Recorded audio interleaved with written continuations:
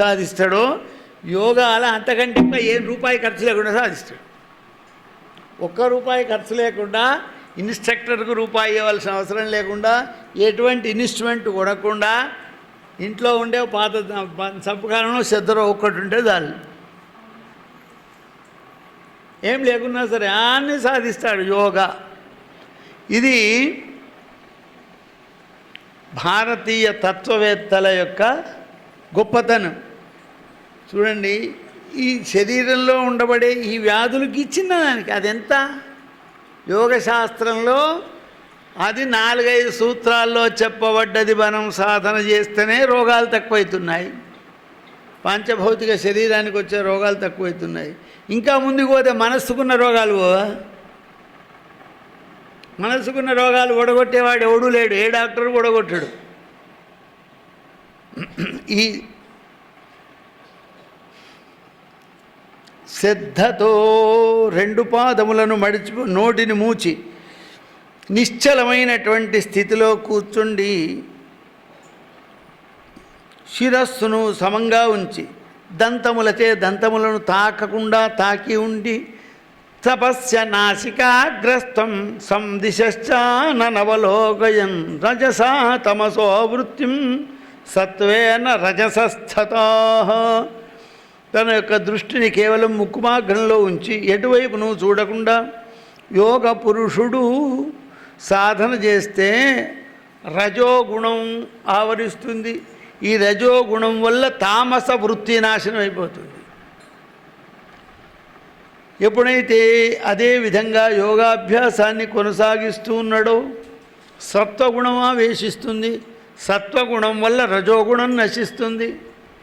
ఎప్పుడైతే ఇంకా సాధన పూర్తయితే ఈ శుద్ధ సాత్వికం వచ్చి ఈ సత్వగుణాన్ని నశింపజేస్తుంది. అదే ఉన్నతమైన స్థితిని పొందజేస్తుంది. ఏ విధంగానైతే సంఛాద్య నిర్మలే సత్వే స్థితో యుంజీత యోగవిత్ ఇంద్రియాణీంద్రియార్థేభ్య ప్రాణాదీన్ మన ఏవ చ నిగృహ్య సమవాయేన ప్రత్యాహారముఖ క్రమేత్. యదా సంహరతే చాయం కూర్మోంగానీన సర్వశః. కృష్ణ పరమాత్మ చెప్పినట్టుగా తాబేలుకున్నబడే అంగాలు దానికి కొద్దిగా ఆపద కలుగుతుంది అనుకునే వరకు లోపలికి ముడుచుకుంటుంది, మీద నుంచి డిపోబోలు వేస్తుంది, ఇక దానికి ఏం కాదు. అట్లాగే ఇక్కడ దత్తాత్రేయులు చెప్తున్నారు, ఎక్కడైతే ఇంద్రియములు నిన్ను మోహానికి గురి చేస్తాయని భావిస్తావో అప్పుడు దాన్ని మూసేయి. వాసన చూద్దామనుకుంటుంది, పువ్వులు చూద్దామనుకుంటుంది, అందమైన చిత్రాలు చూద్దామనుకుంటుంది, సంగీతం వినా ఇంద్రియాలు చేసే పని ఇదే. మంచి మంచి ఆహారం తినాలనుకుంటుంది. ఏ ఇంద్రియమైతే యువతలికి వస్తుందో తస్య ప్రజ్ఞ ప్రతిష్ఠిత. అక్కడ ప్రజ్ఞను ప్రతిష్ఠించు, జ్ఞానాన్ని ప్రతిష్ఠించు. లేదా సగుణోపాసకులైతే భగవంతుణ్ణి అక్కడ ఆవాహన చేయి, అది వెనుకకు పోతుంది. వెనుకకు పోయి యథారూపంగా వస్తుంది. అవి అంతర్ముఖంగా తీసుకో. దీని వలన నీకు యోగం కలుగుతుంది. దీనికి విఘ్నాలు కలగకుండా ఉండాలంటే ప్రత్యాహారం, ఇది ప్రాణాయామానికి ప్రత్యాహారం అనేటువంటిది ఉండాలి. ప్రత్యాహారం అనే ఏమిటి? మధ్యాహ్నం నుంచి రాత్రి దాకా టీవీ సీరియల్ చూసి పొద్దున్న లేవంగానే యోగానికి కూర్చుంటే నీవు సీరియల్లో ఉన్నవాడు వచ్చి కనబడతాడు.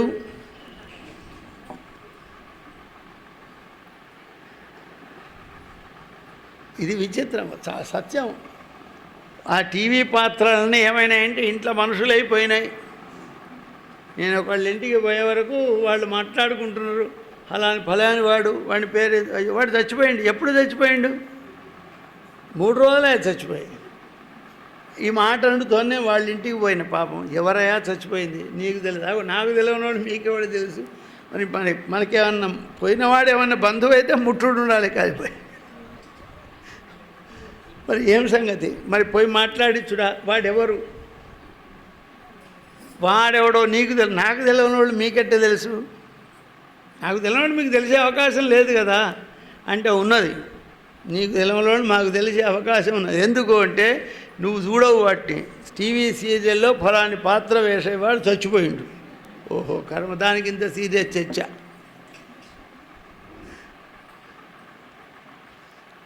ఏమైందో ఏమో, రేపు ఏమవుతుందో ఏమో. వీడు కత్తి తీసి ఇట్లా పెట్టే వరకు ఆయన అయిపోతుంది. మిగతా తర్వాత భాగం రేపు వీడు చచ్చిండా, పొడిచిండా, కత్తి విరిగిందా, వీడి ప్రాణం పోయినాయా, ఏమైంది, సస్పెన్స్. ఏమైంది కావచ్చు, ఇంకొక రోగం వచ్చింది. రేపటి కథ ఇవాళ యూట్యూబ్లో చెప్తాడు, కొంచెం అది పెట్టుకొని వింటున్నారు. నేను అది కూడా చూసిన పాడే. నీకెట్టా తెలుసు? చూస్తాం కదా, పరిశీలన. రేపు వచ్చే కథ ఇవాళ యూట్యూబ్లో వాడు చెప్తాడు. ఇంకా కొంతమంది ఇంకా అభివృద్ధి పొందిండ్రు. ఇంకోటి దాన్ని ఫైర్ స్టిక్ అనేది ఒకటి పెట్టుకుంటారు, ఇంటర్నెట్ పెట్టుకొని. రేపు వచ్చే ప్రోగ్రాంలన్నీ వాళ్ళ పొద్దున్నే చూడొచ్చు, రాత్రికి వచ్చేటి, రేపు పొద్దున వచ్చేటి కూడా ఇప్పుడే చూడొచ్చు. వీళ్ళకేం పని ఉన్నది? పిల్లలు స్కూల్కి పోతారు, భర్తలు పనులకో ఆఫీసులకో దుకాణాలకు వెళ్ళిపోతారు. ఇక పాత పూర్వమేమో ఈ అమ్మకు ఆ అమ్మకు ముచ్చట్లు. ఇప్పుడు ఎవడు వస్తున్నాడు, అందరింటిలో వాళ్ళ ముచ్చట్లు వాళ్ళకే టీవీలు ఉన్నాయి. ఇక ఫైర్ స్టిక్ పెట్టుకొని ఇది పెట్టుకొని కూర్చొని, ఓ పుణ్యం లేదు, పాడు లేదు, భజన లేదు. సత్సంగానికి వస్తావా, ఉపన్యాసానికి వస్తావా, భజన చేస్తావా అంటే చేతామని ఉంది. కానీ ఈ సీరియల్ టైంకే ఉన్నది మిడికి అని మొత్తం టీవీ సీరియళ్లకు బానిసైపోయారు. ఎంత దూరం వచ్చిందంటే ప్రపంచం, మగవాళ్ళు మందు లేకుండా, ఆ టైం వరకు మందు లేకుండా వాడు ఎంత విలవిలాడతారో, టీవీ సీరియళ్ళ టైంకి అది చూడకుండా వీళ్ళంత విలవిలాడతారు. ప్రాణాలు పోతాయి. ఓ గంట అన్నం లేట్ అయినా సరే, బండి నుంచి వచ్చిన పిల్లానికి ఏం పాలు పోయకున్నా సరే, వీళ్ళు మాత్రం టీవీ సీరియల్ చూడాలి. అంత వ్యామోహం అయిపోయింది. ఏం చేస్తాం, కర్మ, మాయ. అటువంటి వానికి యోగాభ్యాసం కుదరదు. సత్సాంగత్యం చేస్తూ, సద్విచారం చేస్తూ, సదాలోచన చేస్తూ ఉన్నవానికి యోగం కుదురుతుంది. అయ్యా, ఒక ఆయన జపం చేస్తున్నా, మనస్సు నిలబడతలేదు. మనస్సు నిలబడితే ఎందుకు నిలబడుతుంది? నువ్వు చేసేటువంటి జపం ఎంతసేపు చేస్తావు? 10 నిమిషాలు చేస్తావు, అర్ధగంట చేస్తావు, పోనీ గంట చేస్తావు. మిగతా 23 గంటల సేపు నువ్వేం చేస్తావు?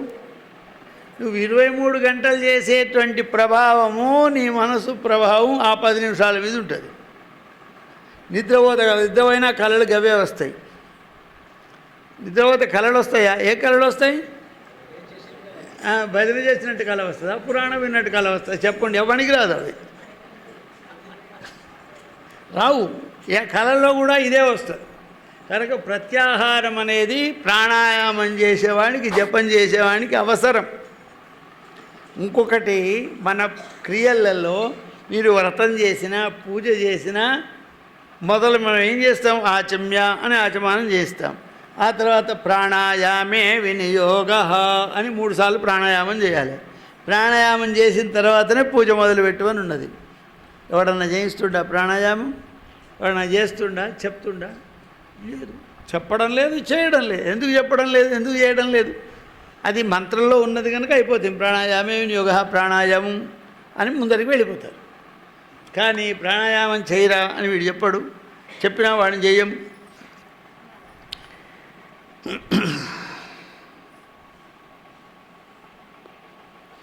ఈ విధంగా ప్రత్యాహారం వలన యోగం కలుగుతుంది. అప్పుడు అంత ఆసక్తుడై అంతఃకరణ శుద్ధి కలుగుతుంది. మొదలు ప్రత్యాహార సాధన చేసిన తర్వాత ప్రాణాయామం చేయాలి.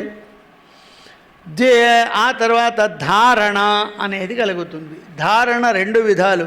ద్వే ధారణే స్మృతా యోగే యోగిభిస్తత్వ దృష్టిభిః తథా వై యోగయుక్తస్య యోగినో నియతాత్మనః.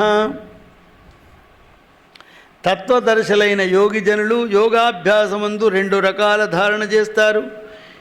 ఈ సమస్త దోషాలు నశిస్తున్నాయి. పరబ్రహ్మ దర్శనం కలుగుతుంది.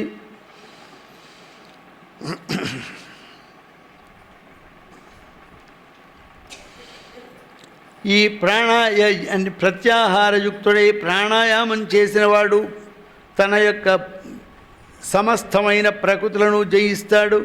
మోహం నశిస్తుంది, వ్యామోహం నశిస్తుంది, పంచప్రాణములు నిగ్రహింపబడతాయి. ధారణేత్యుతేయే చేయం ధార్యతే యన్మనోమయ శబ్దాదిభ్య పవిత్రాన్ని యదక్షాణి యతాత్మభిః. దేని ద్వారా మనో నిగ్రహం కలుగుతుందో దానికి ధారణ అని పేరు. ఏ స్థితిలో అయితే మానవుడు ఇంద్రియాది విషయములను విముఖుడై వాటి యొక్క శబ్దములను గ్రహించకుండా ఉంటాడో దాని రెండవది అంటారు ధారణ. యోగసిద్ధులైన పురుషుడు ఉపాయంతో దీన్ని సాధించారు. ఏన వ్యాధయో దోషా న జాయంతే హి యోగినః యథా తోయార్థినస్తోయం యంత్రానాలాదిభిశ్చనైః. ఆ స్థితిలో ఉన్నటువంటి వానికి ఎటువంటి వ్యాధులు దగ్గరికి రావు, ఆదులు దగ్గరికి రావు. ఆది వ్యాధులు, ఆదులు వ్యాధులు అంటారు. వ్యాధులు అంటే రోగాలు, ఆదులు అంటే ఏమిటివి? అంతకంటే ముందున్నాయి. ఆది వ్యాధి నృణా మృత్యుదారుకనాశనం అని చెప్తుంటారు. ఆదులు అంటే ఏమిటి? వ్యాధులు అంటే రోగాలు తెలిసే. ఆదులు అంటే కోరికలు, దుర్మార్గమైన కోరికలు. దుర్మార్గమైన కోరికల వల్ల వ్యాధులు వస్తాయి. వానికి వ్యాధులు రావు. శ్రమ లేకుండా వాయు సంచారం చేస్తుంటాడు. మొదలు యోగాభ్యానాయామం చేసేవాడు ముక్కు కొన మీద, ఆ తర్వాత కంఠంలో, ఆ తర్వాత హృదయంలో, మళ్ళీ కంఠంలో, మళ్ళీ ముక్కు కొన మీద, మళ్ళీ కంఠంలో, మళ్ళీ హృదయంలో, ఈ విధంగా పైకి కిందికి ప్రాణాయామం చేయాలి. దీన్ని ఈ విధంగా దశై ధారణ ప్రాప్తాం ప్రాప్నోత్యక్ష సమాక్షతం.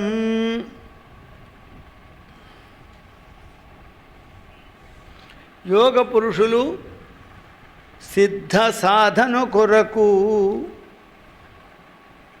అధిక భాషణ ఎక్కువ తక్కువ మాట్లాడరు, అంటే పనికిరాని మాటలు మాట్లాడరు. అలసట కలిగించేటువంటి యొక్క పని చేయరు. చిత్తచాంచల్యాన్ని ప్రయత్నపూర్వకంగా దూరం చేసుకుంటారు. మరి ఎక్కడ చేయాలి? మొట్టలు ప్రారంభంలో చేసేవాడు అతి చల్లని ప్రదేశంలో చేయకూడదు, అతి ఎండలో చేయకూడదు, వేగంగా గాలి వీచేటప్పుడు ప్రాణాయామం మొదలుపెట్టకూడదు, యోగాభ్యాసం చేయరాదు. ఎప్పుడూ కూడా శబ్దమయ్యే చోట, శబ్దాలు వచ్చే చోట ప్రాణాయామం చేయకూడదు. అగ్నికి దగ్గర, నీళ్లకు దగ్గర ప్రాణాయామం చేయకూడదు. నాలుగు తొవ్వలు కడిచిన చోట, ఎండిన ఆకులు ఉండే ప్రదేశం చోట, నదీ తీరం లోపల, పాములు ఉండే పుట్టల ప్రదేశంలో, నూతి ఒడ్డునందు, పెద్ద పెద్ద పర్వతముల మీద యోగాభ్యాసం చేయకూడదు. అక్కడ యోగాభ్యాసం చేస్తే మనస్సు చంచలమైపోతుంది. నాసతో దర్శనం యోగే తస్మాత్ తత్పరివర్జయేత్ దోషానేన నదాదృత్యా మూఢత్యాత్యున యుక్తివైః.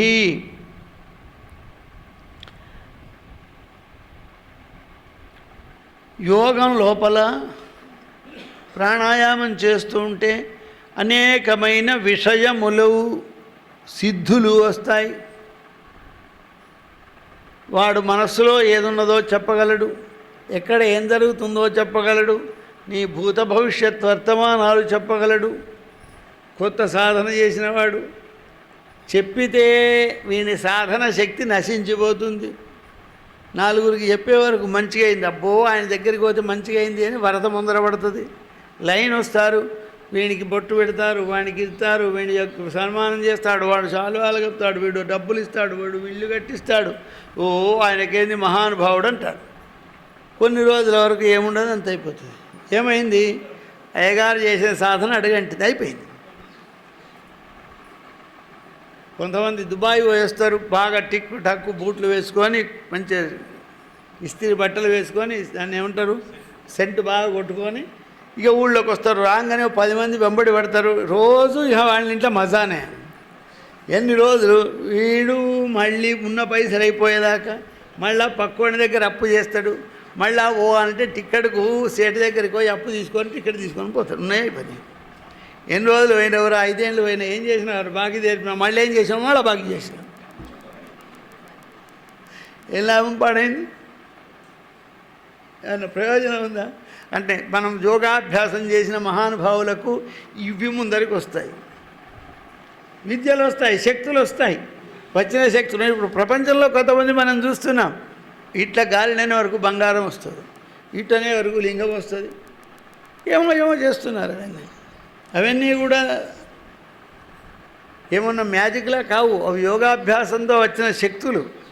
అసలైనటువంటి యోగి ఏం చేస్తాడు? వాటిని ప్రదర్శించడు. ప్రదర్శించక తన సాధన తను చేసుకుంటూ ఉంటాడు. దానివల్ల ముక్తి పొందుతాడు. ఎందుకంటే ఇవన్నీ కూడా మంచి పనులు చేసేవానికి వచ్చే ఆటంకాలు. ఒకపారి పూర్వంలో ఒక 20 సంవత్సరాల క్రితం ఈ కంచి చంద్రశేఖరేంద్ర సరస్వతి మహాస్వామి వారు హైదరాబాద్లో చాతుర్మాస్యం చేస్తున్నారు. అక్కడికి అందరూ శిష్యులు స్వామిని దర్శనం చేసుకొని వస్తే ఒక బ్రాహ్మడు వచ్చేవాడు. ఆయన వచ్చి అందరికీ చెప్తున్నాడు, నీ పేరు ఇది, కొత్తగా చూసిన నీ పేరు ఇది, నువ్వు ఈ పని చేస్తున్నావు, మీ ఊరి నుంచి వచ్చినావు, మీ నాన్న పేరు ఇది, మీ ఉద్యోగం జరిగిన రోజులే, నువ్వు రేపు ఇది జరుగుతుంది, ఎల్లుండి ఇది జరుగుతుంది. ఇది చెప్పే వరకు స్వామివారి ముందర కంటే ఈయన ముందర ఎక్కువైన జనం. స్వామివారు వచ్చేంత వరకు ఈయన చెప్తున్నాడు. అందరూ ఈయన చుట్టూ చేరినారు. ఒకపారి స్వామివారు ప్రవచనానికి వస్తున్నారు, ఈయన చెప్తున్నాడు. స్వామివారు వచ్చే వరకు ఈయన చూడలే. ఈయన చెప్పే శక్తి బంద్ అయిపోయింది. స్వామివారి వచ్చే వరకు ఈయన చెప్పే శక్తి బంద్ అయిపోయింది. బంద్ అయిపోతే ఆయన నవ్వినాడు. ఈయన ఊరుకున్నాడు. ఒరేయ్ ఏం చెప్పిండురా అంటే, స్వామి అన్నీ చెప్తున్నాడు. వానికి ఎట్ట తెలుసురా? ఏమో తెలియదు స్వామి, అన్నీ చెప్తే ఏదంటే చెప్తున్నాడు. మరి ఇప్పుడు ఎందుకు బంద్ పెట్టుండేమో తెలియదు. అంటే వాడు ఒక యక్షిణీ విద్యను సాధన చేసినాడు. కర్ణపిశాచి అనే ఒక యక్షిణ విద్య ఉంది మంత్రశాస్త్రంలో. అది సాధన చేస్తే ఎవడొచ్చి కూర్చుంటే వాడి భవిష్యత్ అంతా వీడికి అది చెవులో చెప్తూ ఉంటుంది. అది చెప్పినంతసేపు వీడు మనకు చెప్తాడు. స్వామివారు రాగానే భయపడేది పారిపోయింది. అది పారిపోయింది. పారిపోయే వరకు వీడు చెప్పుడు బంద్ చేసిండు అన్నట్టుగా కొన్ని ఇటువంటి యొక్క యక్షిణ విద్య సాధన చేసిన వాడికే ఇన్ని శక్తులు వస్తాయి. మామూలుగా ఒక బ్రాహ్మడు ఉండేవాడు. వాడి ఇంట్లో ప్రతిరోజు దేవతార్చన, నైవేద్యం, పూజ, అనుష్ఠానంతో చేసుకుని పవిత్రంగా ఉండేవాడు. పూర్వంలో వ్యవసాయం చేసేవాడు. ఆయన కొంత భూమి ఉంది. ఇద్దరు వ్యవసాయదారుని దగ్గర జీతం వాళ్ళు ఉన్నారు.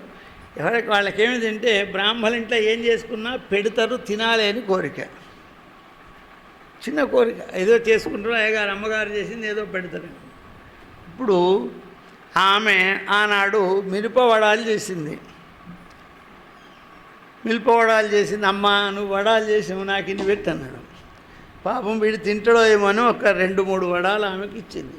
అది తిన్నాడు. ఇంకా తినబుద్ధి అయింది. అమ్మ ఇంకా ఉన్నాయి పెట్టు. లేవురా అన్నారు. అమ్మ ఉన్నాయి, అబద్ధం ఆడకు, నువ్వు 60 వడాలు చేసినావు, పిల్లలు చెరైదు తిన్నారు, మీరు చెరైదు తిన్నారు,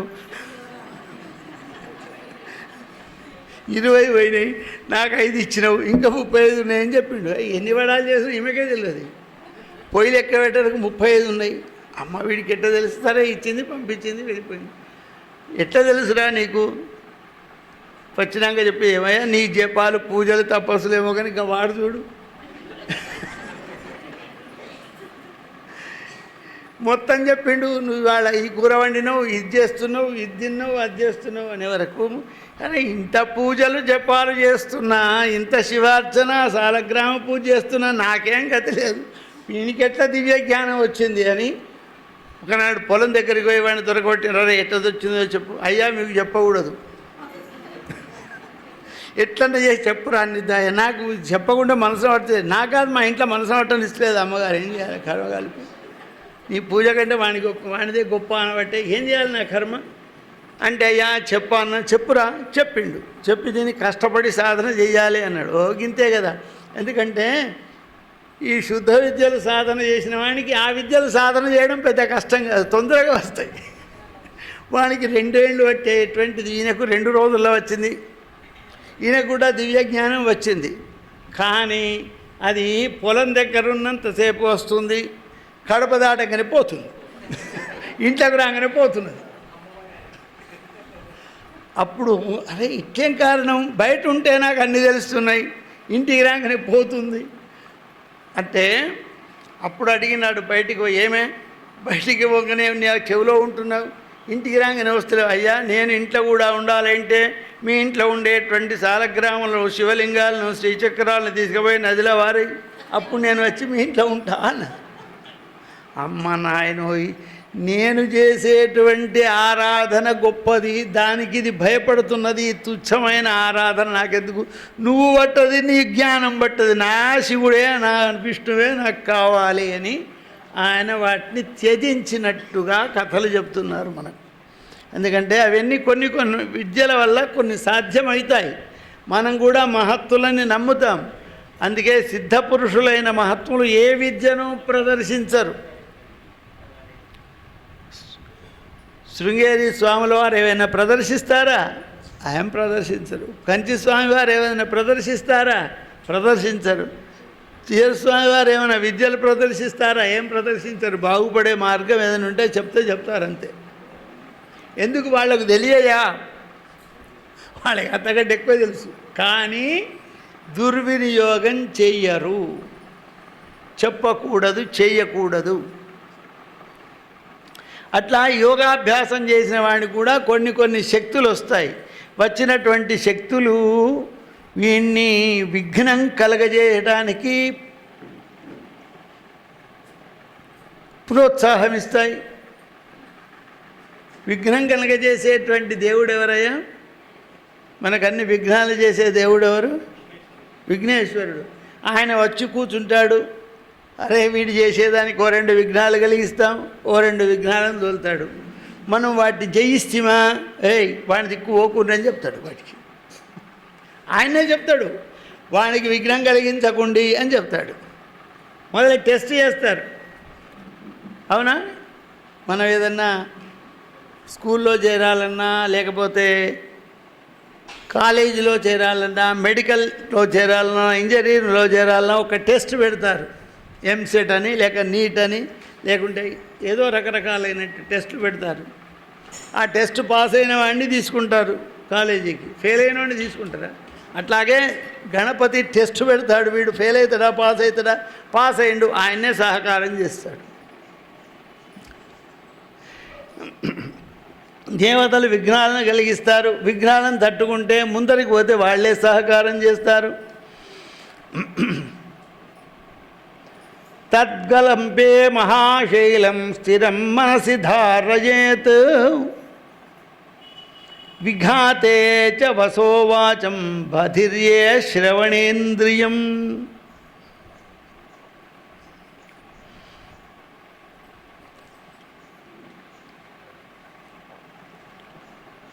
ఈ విధంగా సాధన చేస్తూ ఉన్నటువంటి వాడి అనేక విఘ్నములను దాటిపోయిన తర్వాత శ్రవణేంద్రియముల లోపల ఒక రకమైనటువంటి శబ్దం కలుగుతుంది. ఆ శబ్దాన్ని కూడా త్యజించిన తర్వాత చలిపెట్టేటువంటి పరిస్థితి వస్తుంది. దాన్ని జయించిన తర్వాత స్మృతి అనేటువంటి జ్ఞానం కలుగుతుంది. ఆ స్మృతి అనే